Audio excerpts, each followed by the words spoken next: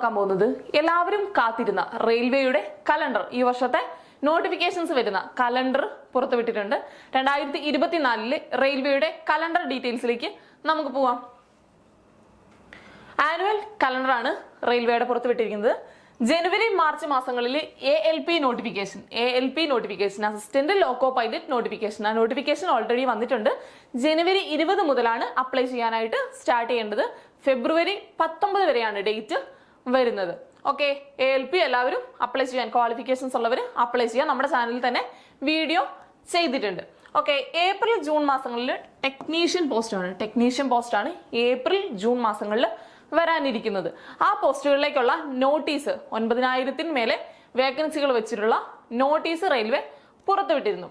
Okay, July September മാസങ്ങളിൽ NTPC നോട്ടിഫിക്കേഷനാണ്, non technical പോസ്റ്റുകളിലേക്കുള്ള നോട്ടിഫിക്കേഷനാണ് വരിക. അണ്ടർ ഗ്രാജുവേറ്റും അതുപോലെ തന്നെ ഗ്രാജുവേറ്റും വരുന്നുണ്ട്. ലെവൽ 2, 3, 4, 5, 6 ഇത്രയും ലെവൽസിലേക്കുള്ള നോട്ടിഫിക്കേഷനാണ് ജൂലൈ സെപ്റ്റംബർ മാസങ്ങൾക്കിടയിൽ വരാനായിട്ട് പോകുന്നത്. ഓക്കെ, നെക്സ്റ്റ് ജൂലൈ സെപ്റ്റംബർ മാസത്തിലെ മറ്റൊരു നോട്ടിഫിക്കേഷനാണ് ജൂനിയർ എഞ്ചിനീയർ നോട്ടിഫിക്കേഷൻ.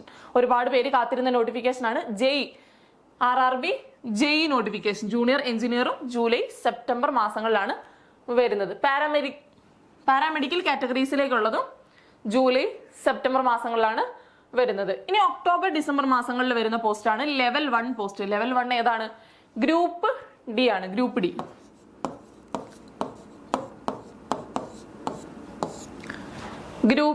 ഡി പോസ്റ്റുകളാണ്. SSLC ക്വാളിഫിക്കേഷൻ, മെട്രിക്കുലേഷൻ ഉള്ളവർക്ക് അപ്ലൈ ചെയ്യാനായിട്ട് പറ്റുന്ന പോസ്റ്റാണ് ഗ്രൂപ്പ് ഡി പോസ്റ്റ്. അതിന്റെ വരുന്നത് ഒക്ടോബർ ഡിസംബർ മാസങ്ങളിലായിട്ടാണ്. ഓക്കെ, കഴിഞ്ഞ ദിവസം റെയിൽവേ മിനിസ്റ്റർ അശ്വനി വൈഷ്ണവ് ഒരു വാർത്താ സമ്മേളനം നടത്തുകയുണ്ടായി.